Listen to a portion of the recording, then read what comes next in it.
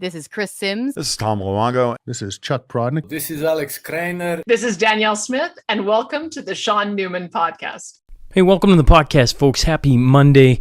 It has been a busy week. I may sound a little bit different today. I'm doing this out of a hotel room, but it has been a fun couple of days here as we went to the Ucp Agm in Red Deer. Before I get to that, though, precious metals, they can be thought of as ultimate insurance policy against economic uncertainty and government incompetence.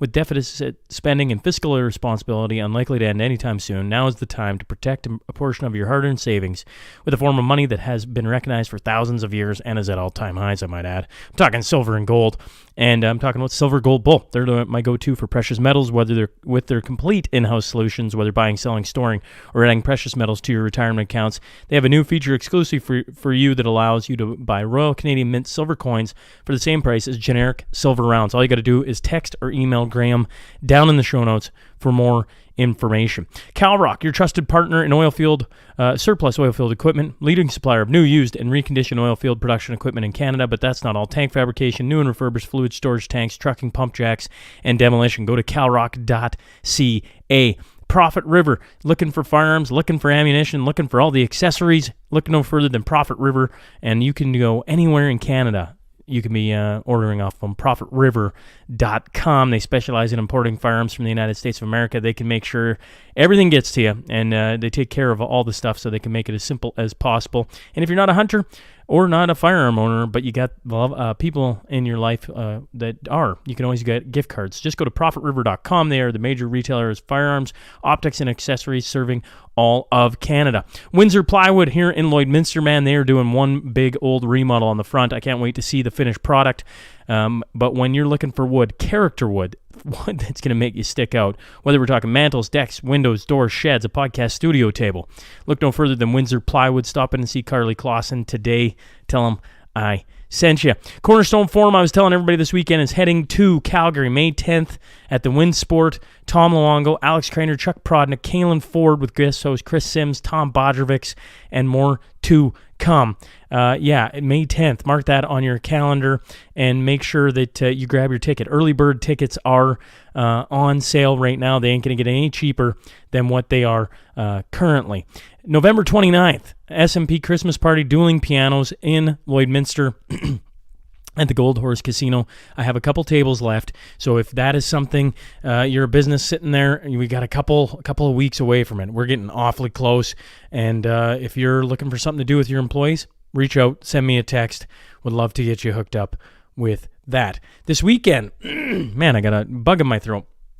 This weekend, we had a couple of companies step up. AMC Electrical, that is Drew McKay out of Rocky Mountain House. Him and his team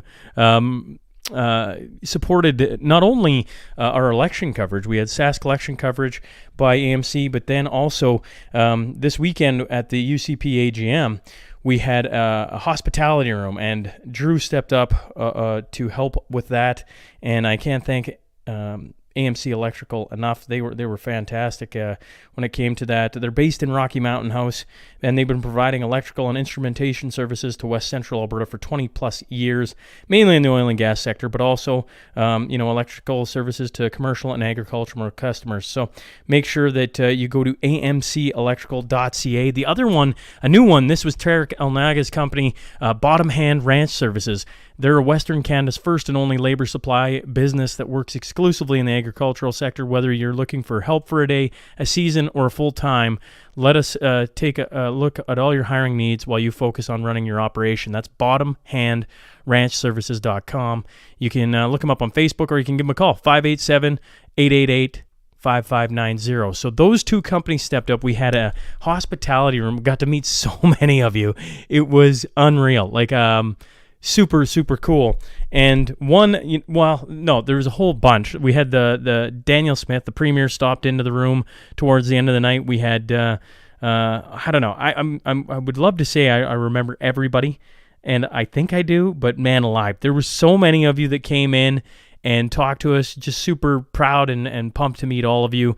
It was super cool. Now, there was one in particular, value for value, okay? If we're going to start this, let's try it out. Tom Eichert, he gave me an envelope and said, you really need to start doing value for value. So here's my shout out to Time Eichert. And if you're looking to do value for value, like what I'm doing here, maybe we can find something of a way to start to do a little value for value. So you listeners continue to be a part of what this podcast has become. So Time Eichert, we had an interesting little conversation and it brought around value for value. Regardless of all that, not regardless, I had so much fun this weekend. I think I will be back at the next AGM and learned a lot. Danielle Smith, 91.5% approval rating. You can, listen to this and some of the guests we've had on. You can love, hate, indifferent to where she's at, but the majority spoke this weekend, 91.5%, pretty wild. And it was a zoo. It was 6,000 people there. Just pretty incredible, I guess, is what I'm trying to spit out. And today's podcast is what we did in the back room. I'm learning a lot of things. I was talking to Shane Getson after it was done, and I'm going to make sure the next go around we set up for the entire weekend and we get some exclusive stuff from behind the scenes, because there was, the opportunity to talk to so many different people was there, and I didn't know what to expect. So I kind of went in like a little bit like tentative, like, I don't know, should I be setting up? And I have learned my lesson. But here's a couple that we did towards the end of the day. I'm first joined by Eva Chipiuk, obviously a lawyer. They got lots going on there. She was helping lead the youth debate, which was interesting to watch. And then I'm also joined in the second part of it by Twos and Marty Up North and Shawna Sundal from the Irreplaceable Parent Project. So buckle up and enjoy the show today.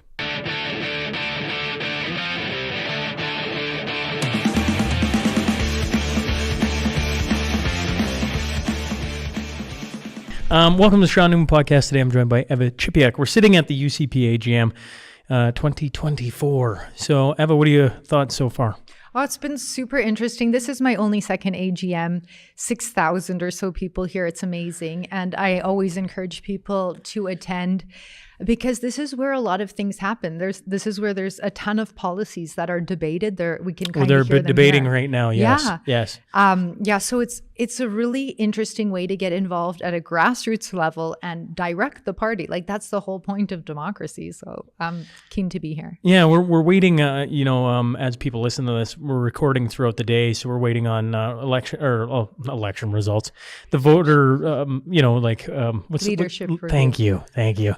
But one of the reasons I wanted to talk to you before we get there, because you got to be a part of something that's the first ever. Yeah. And I think it's really cool idea, and hopefully it continues to grow. And that was the youth debate. And you got to host it. Tell everybody about it. Yeah, it was so great. So I'm on a CA in Calgary Acadia board, and they were involved with the Next Gen. There's a Next Gen room here. So trying to get the next generation of Albertans involved in, their democracy. So what we did is I came to the AGM last year and I learned a lot, including all these policies that were put forward. And like we were saying, the membership is voting on. And what we were able to do for the youth is they picked two policies out of here. So two of the policies that were in the book. And we had two teams of 10, and one group was for the policy and the other team had to be against it to get the contrast. And so one was about parental rights and the other one was about immigration. And it was so awesome to hear the youth talking about these issues. And also, like, these are issues that are going to affect them more. Like, if immigration is 10 million Albertans at some point, who's that really going to affect? Is these young kids?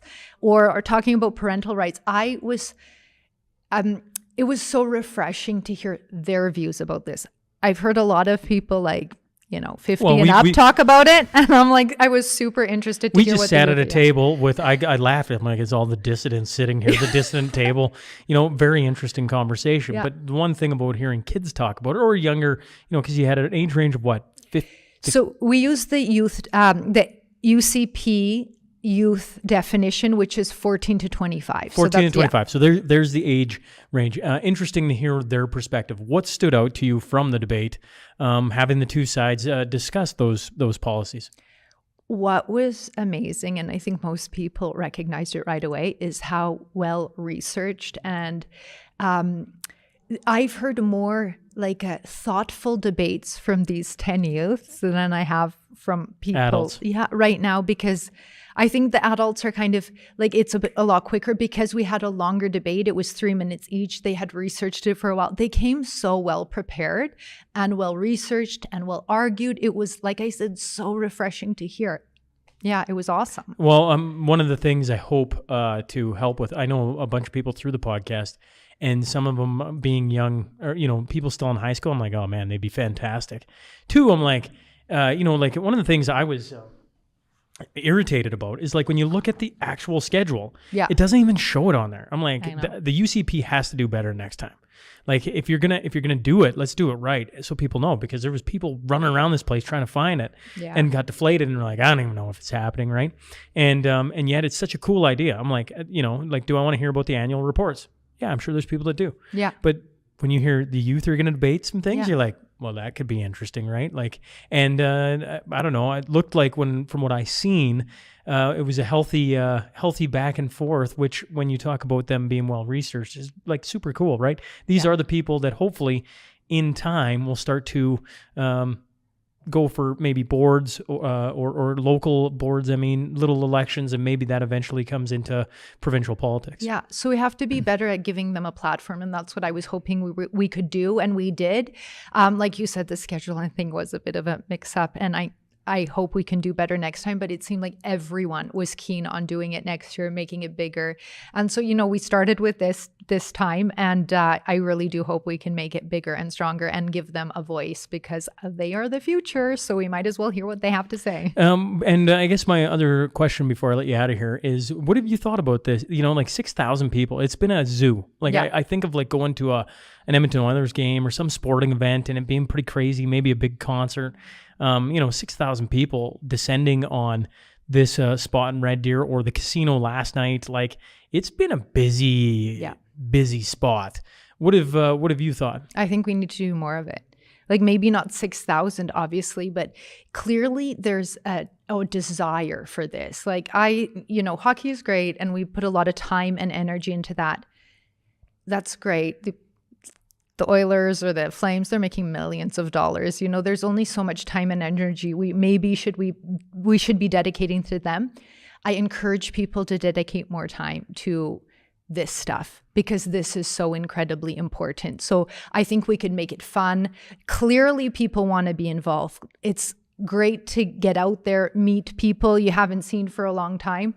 I encourage us, and I'm going to try my best to get more events going so that this could be more of a regular thing. So once a year, 6,000 people is wonderful, but maybe we could do them more often, more frequently, but maybe a little less intense. Well, May 10th in Calgary, Alberta, at the Winsport, the Cornerstone Forum is back. That's my main event that I do once a year. Oh, okay. You'll have to come attend, and we'll get you a ticket and get you sitting there, because that'll be, that's hopefully close to 1,000 people are going to be there, hopefully. Yeah. And that'll be an eclectic group of people that I think you'll enjoy. And that's the type of debate and conversation when you talk people are hungry for. That's what I've been having here now for like the last 24 hours. I'm starting to wear out. It's been so many people. I'm a people person, but there has been a ton of people here. Yeah.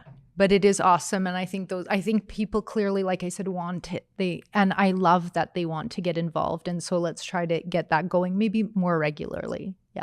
Thanks, Eva. Pleasure. Right. Welcome to the Shaun Newman Podcast. This is the second part. I had Eva Chipiuk on before the results. Obviously, now we've had the results. 91.5% approval rating for Danielle Smith at today's leadership review. I'm sitting with Martin Belanger, Marty Up North, Shawna Sundal, Irreplaceable Parent Project. Twos. Everybody's thoughts. I mean, we're live here, and maybe we get 20 minutes here. Maybe a couple others join us. Maybe they don't. But you can hear it in the background. There was a giant cheer that went up as 91.5% approval rating. Your thoughts? Yeah, no, it's congratulations to Premier Smith. I mean, it's a big number. Mm-hmm. It's impressive. I was a little surprised.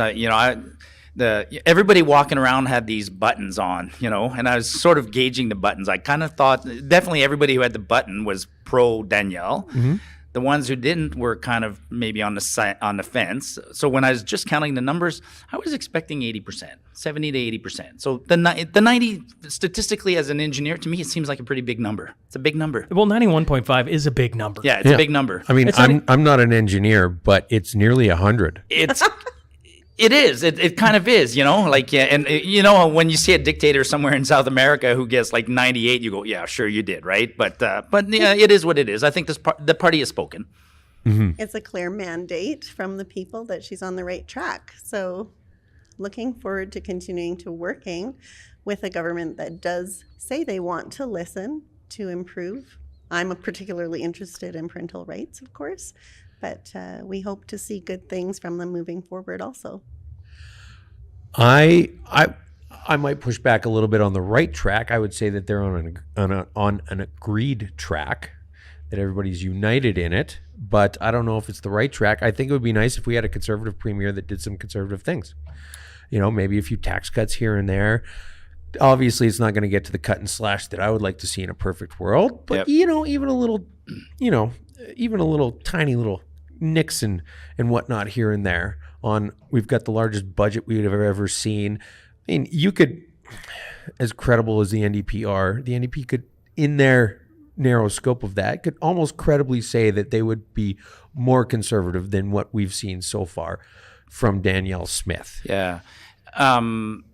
Yeah, I agree. It's great, but it does worry me in one way. I mean, I always worry when somebody gets a really strong mandate, even when it's parties that I totally support. I just, we're talking governments here, and we're giving them a lot of power. And so when a government gets like a 91%, that can go to the head of a lot of people and go, oh, hey, we're free to do what we want. So I hope it's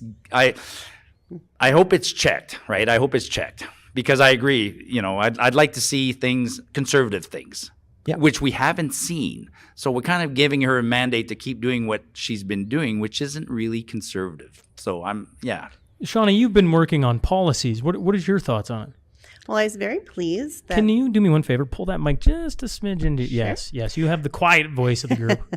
I was very pleased that policy number 7 passed, which has a very strong representation that parental rights precede the government, and so that they should be acknowledged, not granted. Mm-hmm. We have been working with the government to expand in the Alberta Bill of Rights. Right now, it currently says that education is the only thing that a parental right is specifically defined as having, which is insufficient. When I advocated for education, I was very happy to get that in. But now that's insufficient. Well, parental rights are not limited to education. Let me ask you a question, because what a lot of the talk around some of the tables this weekend has been is, although it's a policy that's been submitted and okayed, that doesn't mean that they go forward with it as a government. It could sit there for another year. Or forever, really. Right. How do people, not just hear that, see all the yes cards go up? Because watching the yes cards was quite something this weekend. Just seeing the flood of the ocean of green go up saying yes. And then those people walk out the door and go, okay, parental rights are back at the forefront. That isn't where the work stops. Were you here for the accountability session? Because they went through every policy and kind of gave a report card of where they were on the policies from, I think, not only last year, but maybe some from the year before. So I totally am focused on advancing parental rights, and we have a very key opportunity to see them embedded in the Alberta Bill of Rights. This is where the principle of parental rights needs to be embedded. From that principle is where we should address issues. Yeah. And so it's really important, I feel, that the government listen right now when they can amend it. And parental rights should not be issued piecemeal. I have examples, but I hear what you're saying, Shaun, and I agree with you. I mean, a lot of people think that it got voted here and therefore it's going to be policy, or it's going to be law, not policy. Like even when debating resolutions, people use words like law, right? They equate a guaranteed fact. But I also want to say another thing. There's no surprise that so many green cards went up, because behind the scenes, the party, which is one of the good things, that's one of the things I really like, is that democracy works, right? Behind the scenes, hundreds of policies were proposed. Like, I think it was 237. And we all had the opportunity. I did it. You could go and look at all 237 policies and rank them. So only the top 35 made it here. So the fact that they made it here, they've kind of been vetted already, right? They were approved by the general membership. So that's why you'd hear, the MCs saying, "Oh, I kind of was surprised by that one," because you almost shouldn't be surprised. If it makes it on the floor to be discussed, we're in the final bits of it. There was actually 800 initial policy proposals that got ranked down to the 200 and some that the members got to rank. Who did that and how did they do it? The PPGC is responsible for that. The PPGC, which is that party magazine, policy and governance. That's Ray Strom's area of responsibility. Okay. The party governance, policy and governance committee. So elected committee? Volunteer. Ray Strom is elected, and he was just acclaimed because there was no challengers to his job. And then there's volunteers. You can see them listed in your program, I'm sure. So, but you don't have to be. I mean, it's a non-elected committee, but that's following a procedure set out by the party. Yeah. So I'm not. I'm not besmirching it because I haven't even thought my way through it yet because I don't know how it gets done. I'm very new to this party. I'm a grudging member of the UCP.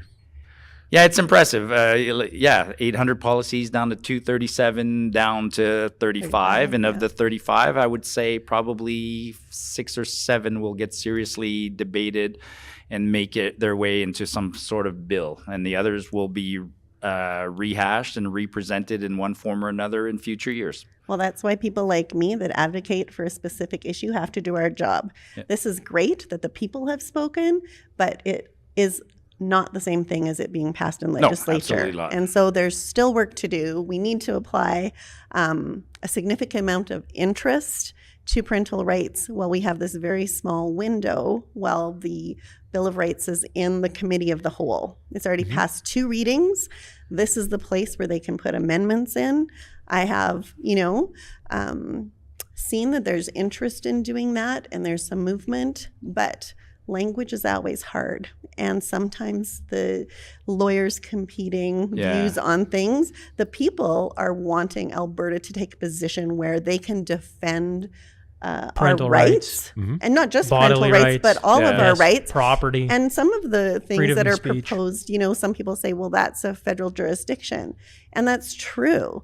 In some cases, we want the provincial government to draw a line in the sand that says we're willing to stand up for our citizens and oppose federal overreach. And so we do need the government to be on board because it's not only costly to them to take a position that they can't defend, but there's also a ripple effect to all the other legislation. Yeah. When it comes to parental rights, my question is, why wouldn't you put it in? And if you think it's a problem, doesn't that prove that parental rights needs to be upheld in a place like the Alberta Bill of Rights so that we can solve the problems in all the other areas of government? The Bill of Rights was definitely one of the more interesting discussions today. Like, it was the Bill of Rights was worth paying admission. I knew it would be, right? Yeah. I mean, it's. Are you talking about the Black Hats proposal for the Alberta yes. Bill of I Rights? think what they're talking about specifically is the 2 separate rounds of applause that I had in my 30-second window to speak. I just want to be clear because many people are confused. Yes. The whole floor was confused. I mean, the whole floor was confused, which is why it was interesting. But it was first time I've ever been to an AGM. So like as well. Other than like a smaller, more of a constituency, so like 6,000 people. This is a zoo, in saying that, such wonderful people here, really interesting people, where if you sat and had a conversation for more than 30 seconds, you got into some really interesting discussions, which is really, really healthy. And one of them was on that debate, like just sitting there and watching it go back and forth. And some of the points that were made was really, really, really interesting. I don't know, like people say, or you want to get people involved in politics, and they do the math and they go, why isn't there 50,000 people here? And I'm like, well, I don't know. There was 6,000, and that is one heck of a showing for the UCP. It's the biggest in Canadian history. Yeah, there's still people that are going to try and put it down and saying, well, it was only 6,000 people. Right, but that's the biggest in Canadian history. Well, Last year we passed the record for our AGM, and this year there's almost 2,000. Blew the people, record, right? yeah. Wayne Gretzky only scored. He didn't even score 10,000 goals in his career. That's really interesting. But it's funny because they're going to say that. Oh, only 6,000 people showed up, and then the rebuttal is that it's also the record. So you could be mad about it, but maybe NDP can try and break it. Yeah. Good luck. Good luck. Good luck. Good luck. Good Yeah. luck. Yeah. I don't know. Any other thoughts? I don't want to have a 4-hour conversation on it. To me, I was shocked at 91.5%. I thought my number was 78, and I'm like, I might be a bit low, right? I've talked to a ton of people, very passionate about Danielle Smith and what she's been doing in the province, how she talks. Then I've had the different conversations. I read the 1905 committee. I don't know, what was it? A pamphlet they had. I read it, and I'm like, oh, obviously they're fans of the Mashup. Right? I mean, there were so many things on there that we had talked about in various episodes. Yeah. Well, there's people that are looking at, the what makes this government conservative? What are they doing that makes, and we're staring at some of the glaring things that they're like, this needs to be addressed, right? That goes from, the size of government to the no tax cut to all these little things that amount to big things. And so in talking to them, there was the number 91.5. I don't know. I don't know if I heard one person say they were going to get 90%. I heard 87 was the highest, was the guess. So I'm like, oh yeah, 87. Geez, I don't think it's getting that. 91.5 is it? I don't know. That's the big number, I guess. I think there was a lot of people, and I don't know, you could call this sour grapes. I don't think it is. I'm just trying to look at it and say, well, why was that number so high? I think there was a lot of people who were looking at it and saying, well, if we vote her out, what's the alternative? And I had a lot of people ask that this weekend. And I said, well, I would suggest that literally anybody in this room who's willing to cut one tax on one thing, it doesn't have to be anything I support or anything important. If you could just pick one tax that you would cut out of anybody in this room, that person would be a better choice. Yeah.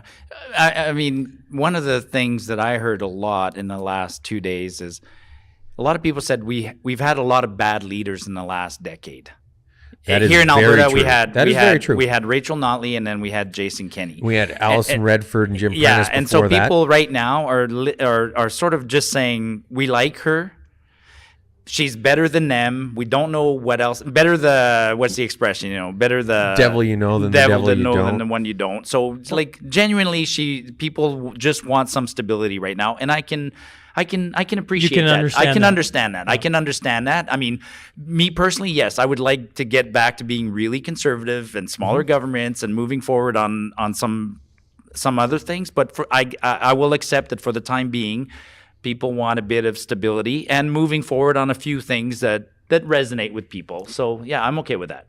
I think that part of the issue is we need to manage expectations in order to have realistic views of what can happen and how fast. So people can complain, but we don't want to lose the next election to the NDP. We've already seen that happen once, and it's very costly to have 4 years with a government that's antagonistic to conservative principles. And so we should understand as sophisticated citizens in a democracy that there's cycles to things, right?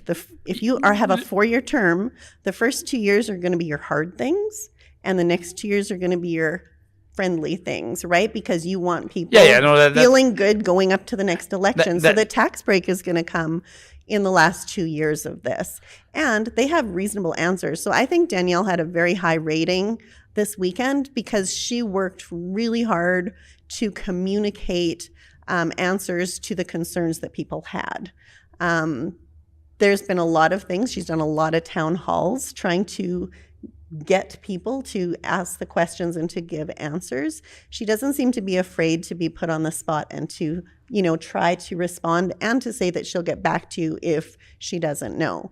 So, yes, we have to keep working. I mean, obviously, I have my work cut out for me, too. I want more. And she's good at talking. Getting that better from them. The pushback I will give you is the three of us are in the private sector where we move fast, and so me personally, I don't buy it's been explained over and over. This is government; it moves slowly. And if their political career was on the line, they would move quickly. It was very interesting because in some of the discussions with MLAs, one in particular, kept referring to the fact that they were having difficulty undoing some things that Rachel Notley had done because Rachel moved so fast. So I'm like, okay, so you literally acknowledge that some governments can move very fast. And I'll bring that up. I think our opponents, when the NDP and the Liberals, when they get in power, they move extremely fast. Do you know why they can, though? Is because our culture has changed so much. Like, the things that we have to undo, I agree. Conservatives actually fail to undo bad policy. They just don't act on it. And then when it changes again, they're already moving forward from their last position. Conservatives actually need to undo bad policy in order to regain ground that we used to have. Yeah, but undo it quickly. But we have to bring the populace with us. Like, if you just appease your base and the government needs to look at getting reelected, we have to understand there's a bit of a negotiation happening there, which is why we need to be a little bit more sophisticated in our critiquing and in our expectations in order to help them bring not only us, but everybody else along.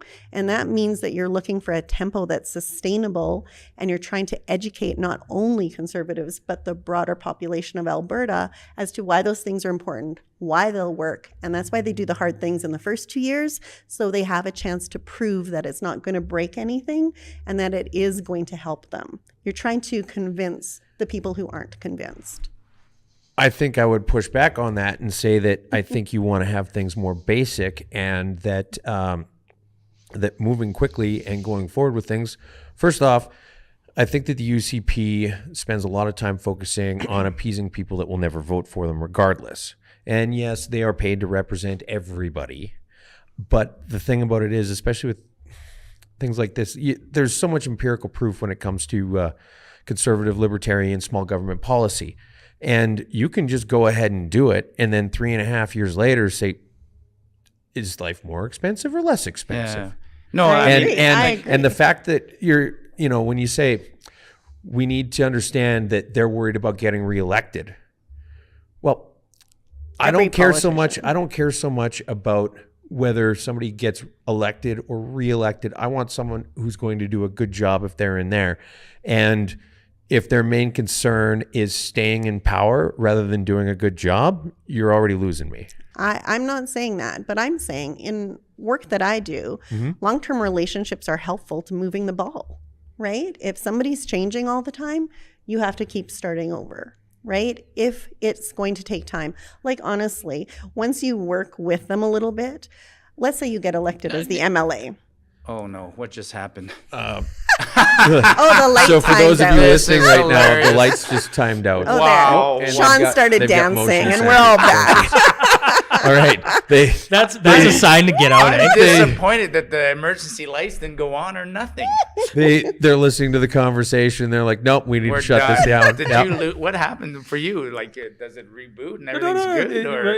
It's recording us. Oh, they're not anyways. plugged into no, the. No, they're all that they're all was good. funny. Yeah. They're not plugged Yeah. into. Okay. I guess every once in a while I gotta wave my arms. Yeah, we're still okay. here. We're still here. Hey, maybe that's what happened. We're just so standing still. Anyways, that's fantastic. We need some Italians Yeah. in here hand talking, and this light will never go off. I think, if I sit from the side and I listen to the conversation, one of the things that we've been talking a lot about, and it comes up awful lot, pace of government. Yeah. And for some reason, conservatives think we can't move faster than what we are. I'm not saying and I hear some of the points Shaun is saying, and I'm like, yeah, you don't want to just ram everything through like we've done in the last month, because then it's like, holy crap, this government, they losing their mind or what, right? I'm not saying from our side, Right. From other sides. So pace is interesting, because I don't think I hear we need to have everything next week. But we also can't wait until the month before a leadership review or 2 years before an actual election to get the tax break, so that they can win the next election. And that's what they've had plenty of time to I do all really this wish stuff. you were here for the whole weekend so that you could have heard the discussion and the finance minister talking about why there was a delay on the tax break, which I can't reiterate for you. But if you were here, they took the time to have these discussions in fairness, and I think that's why they got 91.5%. In fairness, I've been here the entire weekend. Oh, did you hear that conversation? No, but it's like I was also listening to the youth debate, and they put that over top of things, and I'm like, you had to make choices on where you were, what conversations you were listening to, and in fairness, that's why I bring people in to talk about it, because I think it's important. If you went and heard something that people need to hear, then we talk about it, right? Like, I think that's important. Well, I hope you have a guest that can explain that, because that's not going to be me. But I will say that I remember hearing on the that they have accountability an session. explanation. And I think when we're saying, how did she get 91.5? I think this weekend they tried to do the work of explaining their position and their work on different things. And I think that the people responded with approval. They know that they're trying to do the work. And yes, there's more to do. But let's take the Bill of Rights for an example.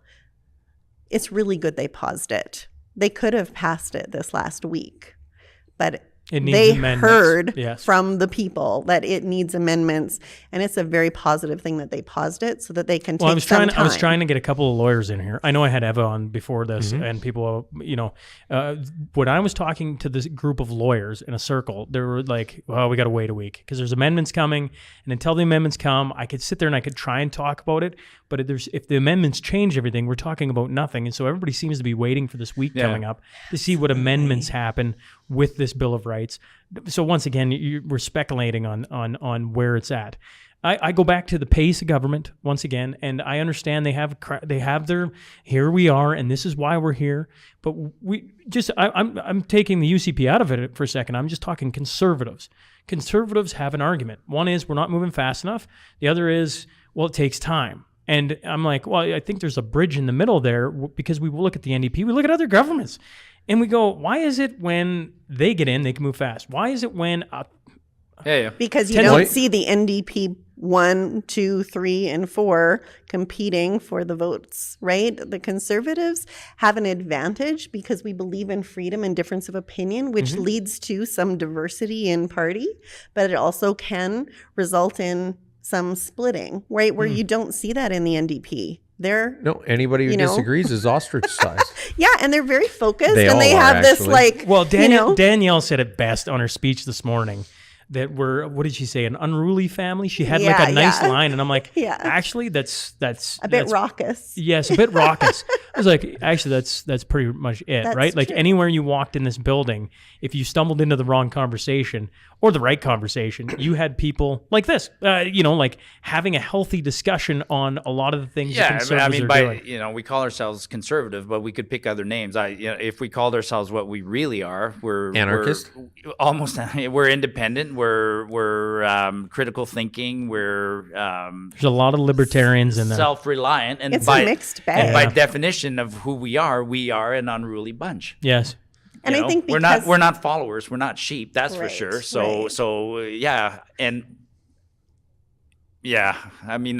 We're an unruly bunch. Yes. And because they have to take that into consideration and kind of take the time to keep that cohesiveness, it does, I think, slow things sometimes while they're looking to maintain that unity. So I'm not trying to be an apologist. I've got my work cut out for them. I really hope that they will be willing to listen on the amendment thing, because as much as people say we can come around to this again and do further amendments, that is very hard. And we don't want the Bill of Rights open. One of the things we want on this side, I want people that are for Danielle, against Danielle, don't care. They're just staring, because I think it adds to a very interesting discussion. You guys don't agree. I probably don't agree with all of you. I'm like, I don't know. I want to talk about that. I mean, if Shawna wasn't here, this would be a pretty boring discussion. No well, offense, I'm here to just talk about parental rights, and I have to work with whoever's in power. Yes. Right? Yep. And that makes my job tough. It's easier, though, with a conservative group that believes in parental rights and that children are the responsibility of their parents. How that looks in legislation needs to get fixed.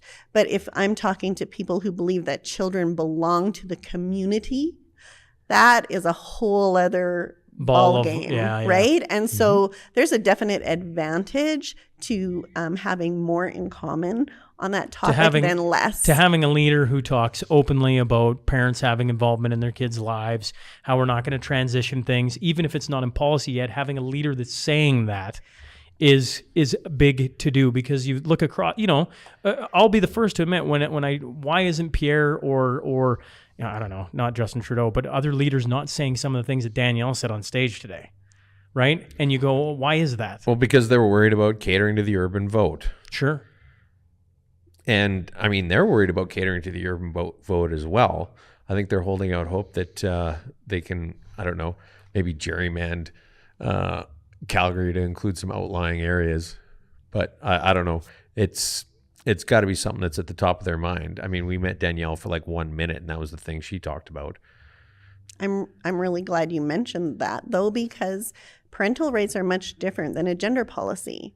Parental rights are a foundational basis from which we have a principle that we can address issues. Parental rights can't be seen through the lens of gender or any other issue.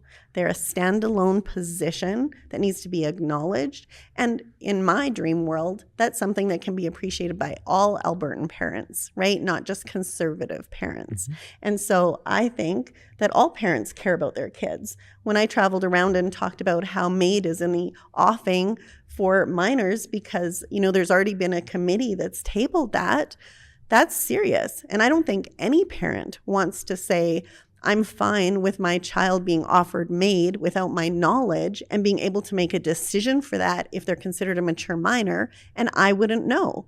Like, no parent is going to say that. So we need to understand there's some things, I hope, like parental rights, that we can have some consensus on. And to me, that's what should be in the Alberta Bill of Rights, is things that we all agree on, like freedom of speech and expression. Do the people on the other side really want to lose their freedom of speech and expression? Apparently they do in some cases. In some cases, like the Liberals are setting a horrible example. Well, no, it's not that they want to lose their freedom of expression. They want to quiet us. And so they have a hard time seeing that in quieting us, they are quieting themselves. The potential. Yeah, cool. Any final thoughts?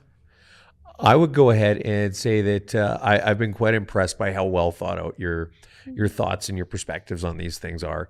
It's obvious. Well, if that you put in a lot of prep work into this. If you've seen Shawna present, I've not. Well, I have, and one of the things you do, you're very detail orientated, right? So you're very involved in the policy, right? And you have a direct, like, we're working on this issue. Not the rest. We're not worried about 15. We're worried about parental rights, right? Involvement. I've tried to, and I know my presentation, which you can see on my website, the Irreplaceable Parent Project.ca. I recorded it after I was a guest of Shaun in Lloyd. And it was really great to be out there.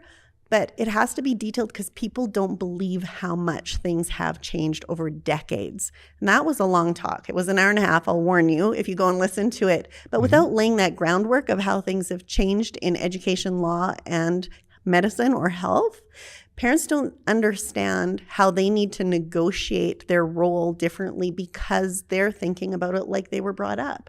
And so we had to lay that groundwork in order to establish what needs to be changed now. So I'm just going to give you one example that I think really resonates with the MLAs I talked to. Some of them are being told we can't put parental rights in the Alberta Bill of Rights because it might affect other things that we're trying to do. So if we give parents this right, it might say, well, parents have the right to choose, and that undercuts our view on something else. I would say it's like religious freedom. We don't want the government to take away religious freedom, but if they have a specific issue, they can address it, like female genital mutilation, right? We don't take away people's right to have a religious view, but on that specific thing, they addressed it. So I would say we need to have the government establish parental rights because it is a principle that is pre-existing. It needs to be acknowledged, not granted. And then when it comes to other things, the government is well within its rights to say, we're not going to offer that service until this age. Just because a parent thinks my child can drive, I want them to have a license at 14, doesn't mean the government's going to give it to them. There's lots of things we say we're not going to do for minors. So they don't need to withhold parental rights, treating us like children. Instead, they need to acknowledge parental rights and then use their responsible power to say what they will or will not do for people that are minors and make sure that the parents are involved in that choice because it's their choice, not government choice.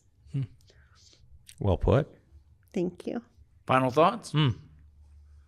Doesn't change what I'm going to do, which is I took a lot of flack, and I'm probably going to take flack when I leave here tomorrow online, but my job is to hold politicians accountable. I mean, I am fundamentally non-trusting of governments. I don't like giving that much power to governments. And that I think when I sit on this one, that's one of the things that's going to worry me tomorrow, is that 91.5% approval can be seen as a carte blanche. As a carte blanche to do a lot of things, and our governments have a lot of power. And so it could backfire. So I'm going to keep trying to make sure that they don't abuse that power. Can I push back a little on what you're saying, Marty? Sure. We have had people traumatized over the last number of years, especially over COVID. We have to be careful that we're not now trigger happy or constantly in that state of fight or flight.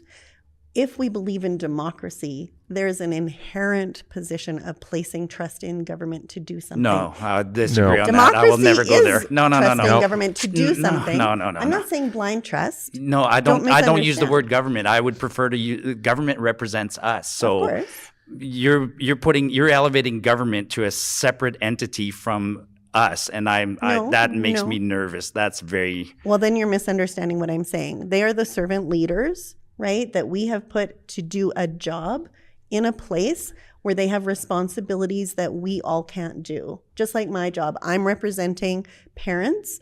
Every parent cares, but they can't all do what I'm doing, right? And so we extend a little bit of trust when we elect someone, and then when it comes time for re-election, we either take it back and give it to someone else or not, right? So I understand skepticism, and we want to hold them accountable. I totally agree. We'll save But this are for we- another debate, because we're about to open up. No, I'm a father. I have 4 kids. Yeah, I've got kids too. So I fight for parental rights. Yeah, but you literally almost said that you are better than me at being a parent. That's literally what you were saying. How did I say that? I mean, I didn't say that at all. That's how you came across then. Could anybody else speak to that? Well, I guess what I'm hearing, but I don't know. I'm like, I missed something, because I'm like, what I heard was, what Irreplaceable Parent Project does is it advocates for all the parents that have a shared value set, but they can't go out and advocate for it, so they advocate through Shawna. Yeah. And Shawna goes and advocates for all of our Okay. parental Yeah. rights. That's what I heard. That's what I took from it. Okay, but I don't want your job. I want you to be able to do your job. That's Yeah. why I fight for your right to parent your children as you see fit. And it doesn't mean that I agree with how all the parents will do things. Okay. It'll be different than me.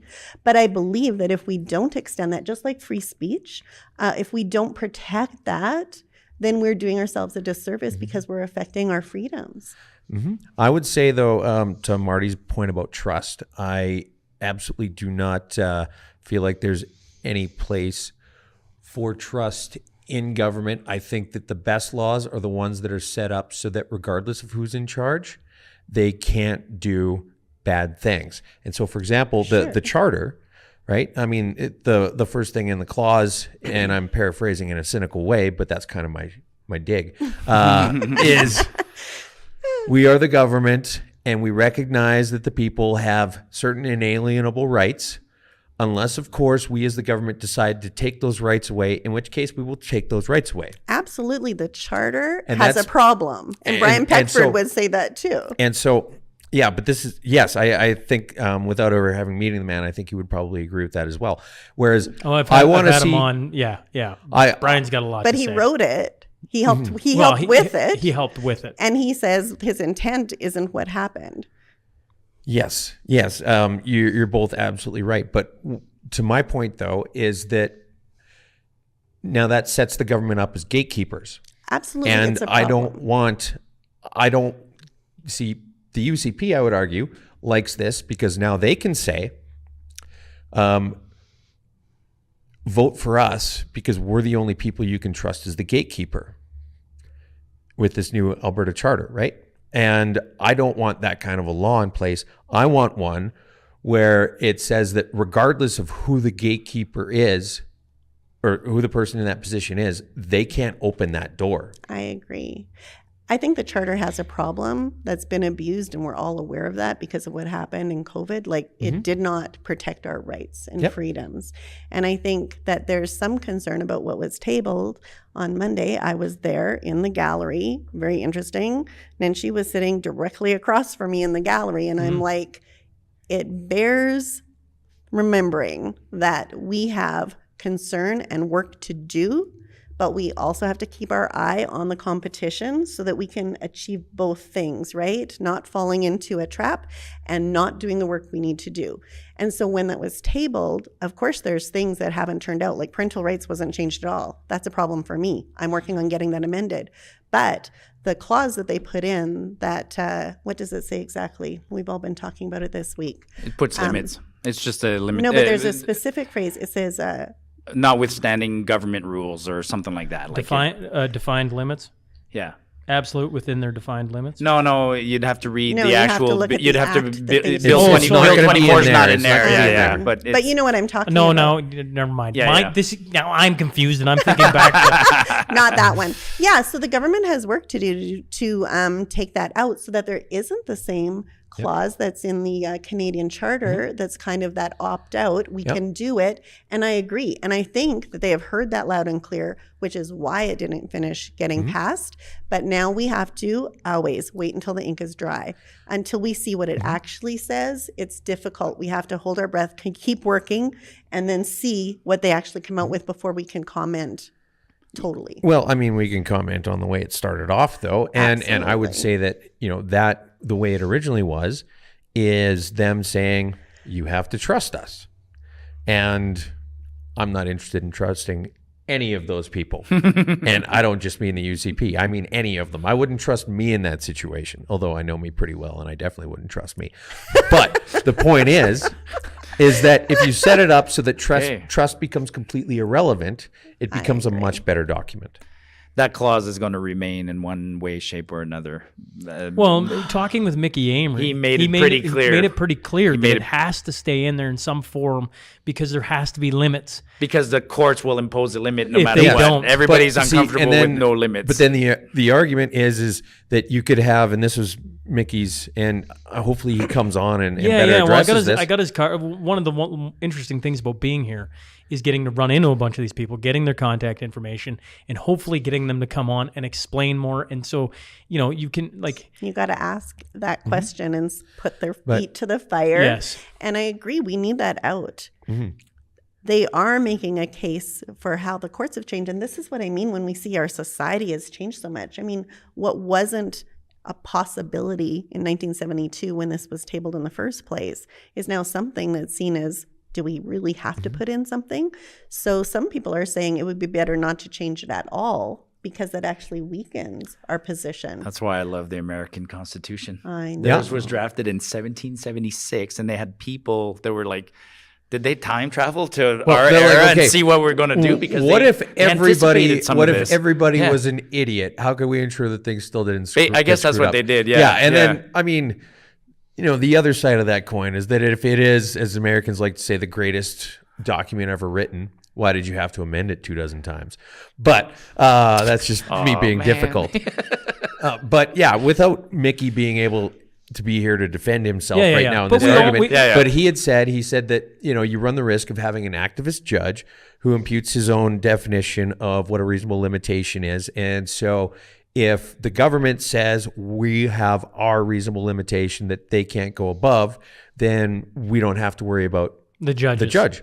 I'm like, but now we have to worry about you. Yes. Yeah. And Mickey, I'll give him one thing. He was very interested in carrying that conversation on because we were sitting there and there was a group around us. I'm like, this is wild. One of the things I hope to do next year at the AGM is I hope to talk to, because if it was the NDP was leading our government, I'd probably try and approach them about the same thing. But I'm sitting here and I'm like, man, we should have had these conversations going on all weekend to get all of us in the same spot at the same time, arguing about all these wonderful things that people want to hear about that couldn't get here, and to hear disagreements, which I love. Right? I'm like, this is healthy. This is what we need to do more of, so we can get to the answers that we need to hear. Because right now, I don't trust the government. I just don't. The recent history told me I ain't putting any faith in any one politician anytime soon, because we've seen what has happened. Henceforth, why everybody saw the clause and went, what the deuce? It's cut and paste from the current Bill of Rights. I literally cut and pasted and put them side by side and went, Yeah. Alberta, It's a Canada. problem. I was It's like, whoa. like It's a that problem. Office meme where Yeah. they're like, this is the same picture. Yeah. Yeah. Yeah. And so we got to find a way, I guess, to keep people engaged like this, because as soon as people saw it, they lost their shit. Yep. And all of us look at that. Some look at that as bad. Some look at that as good. Some look at whatever. I'm like, it doesn't matter. People are paying attention. 6,000 people showed up. right. Like, think about that. That is wild. And the conversations aren't like, oh, we're doing a great job. This is such a great thing. We're so great. Awesome. Pat on the back. It's like, no, there's some things to work on. We got to pay attention to these things. Yeah. And they just gave Danielle Smith and the UCP government 91.5% approval rating, which I think shocked, everybody in the building. I don't think anybody thought it was going to be that high. And Dominion voting. David Debbie. You know, they manually counted that manually counted. and which- quickly, and early. she made a joke about that, right? I'm like, oh man. Well, I one thing- imagine everybody has made a joke about that this weekend. I know, but give Danielle Smith some credit here. I'm Like, not trying the to woman take on that away from her. stage is just like fantastic. When she gets in her ring, which is talking, Mm-hmm. right? She gets up there. There's very few that are better than her in her realm. Yep. And that's what you have leading Alberta. Now it's just like, but there's things we want to see changed or see implemented, and we have to keep talking about it and keep getting the right people on to discuss it and disagree on it so that the conversation can be moved further instead of just stagnating and going to war at each other, right? Like, because we're all here for relatively the same reason, I think. Maybe I'm wrong a bit on that, but I see It us was all. just the free drinks. Yeah. I just want to go to Princess Auto. I really liked your comment about the U.S. Constitution because there's so many admirable things that it has. But someone told me that Canada, of course, is different because we have the Westminster tradition coming out of England, right? And we've never separated from that.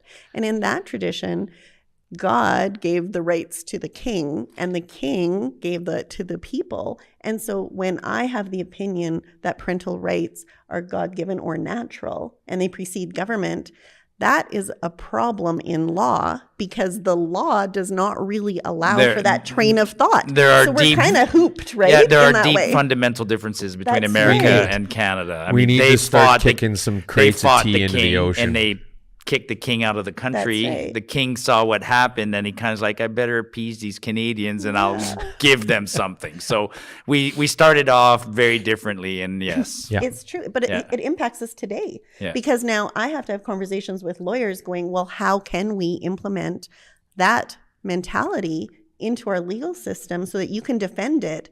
And when there's a conflict that's so fundamental, we have a problem that it's not even. Oh my Lord! Again we go. Are you? Is it because we're not waving our arms? Jump, Shaun. Shaun, are you up? Okay. I think that's what it is. So are you suggesting We're not that waving we our should arms? I perhaps guess start so. a war with the Britons? That is so. This Well, is you gonna- know. Okay. We're not having enough kids to go to war with anybody. Good grief. Our reproductive rate is so low. That would be like a we life could- or death option. I feel like we could go to Zelensky and be like, it's our turn for a few handouts. Jeez. We could use some of that money back if you're not Corruption using it. everywhere. Oh, That's my awesome. goodness. Thanks, guys, for giving me a few moments at the end of this. I wanted to do something. I don't know if there's, I threw it out to a lot of people, but I mean, There might be a lineup outside. But We don't know. But it's funny, you get done this, and Yeah. I just see the rush for the door. It's been a long, 24 plus hours, right? And lots of conversation. My brain is kind of mush on talking to so many people and running into so many people. A shout out to everyone who came and talked to me this weekend. There was a ton, and lots of great people here in Red Deer. And thanks again for you three hopping on and doing Yeah, this. we didn't want to rush out into the traffic anyways. That's true. Let the That's parking true. lot empty. Princess right? Auto's gonna be You have two, it's packed. like going to a hockey game. You have two choices, right? Leave early Yeah. or hang leave around. late. Yeah. Yeah. Thanks for having me. Thanks Yeah, again. thanks, man. Yes. Well, I mean, a little fortuitous encounter, right? You're sitting right there. Yeah. Come on in, right? So appreciate it. All three of you have been on the podcast before, and I greatly appreciate all your perspectives in hopping here after the show.